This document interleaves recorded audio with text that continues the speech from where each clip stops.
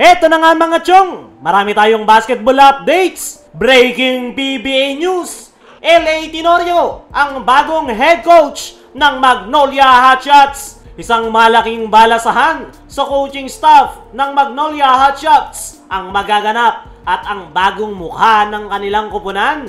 Walang iba kundi ang veterano ng Barangay Ginebra na si LA Tenorio. Netong mga nakalipas na conference ay maraming dismayadong Magnolia Hotshots fans dahil sa performance ng kanilang kupunan. At isa nga sa panawagan nila noon pa man ay palitan si Chito Victolero. At matapos ang 9 na taon bilang head coach ng Magnolia, mukhang matatapos na ang era ni Chito Victolero dahil ngayong araw ay kinumpirma na si LA Tenorio ang papalit sa kanyang pwesto. Isa nga lang ang ibig sabihin niyan, tuluyan nang magre-retiro si LA Tenorio bilang professional basketball player sa Barangay Ginebra. Huling nakitang naglaro etong si LA Tenorio noong Game 6 semis kontra San Miguel, kung saan siya ang sumalba sa kanyang kupunan para pumwersa ng Game 7. Nabanggit ni LA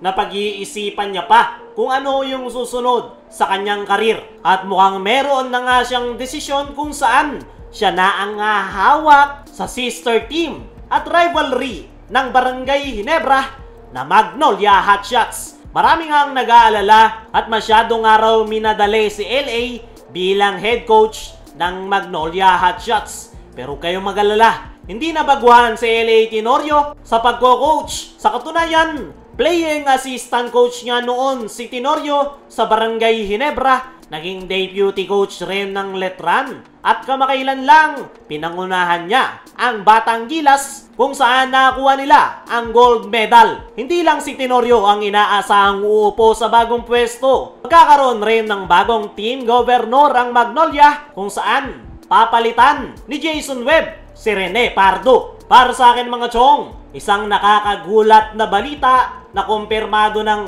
si LA Tenorio ang bagong head coach ng Magnolia Hotshots. Hati nga yung opinion dyan, lalong-lalo na ng mga Barangay Ginebra at Magnolia Hotshots fans dahil magkaribal nga yung dalawang yan. Pero meron din namang masaya dahil mukhang ito na yung panahon na magsasani puwersa ang Magnolia Hotshots at Barangay Ginebra fans. Pero tignan na lang natin sa paparating na panibagong season kung ano nga ba ang magiging resulta na si LA Tenorio na ang panibagong head coach ng Magnolia Hotshots. Kayo mga chong, ano ang masasabi nyo sa nakakagulat na balita na yan?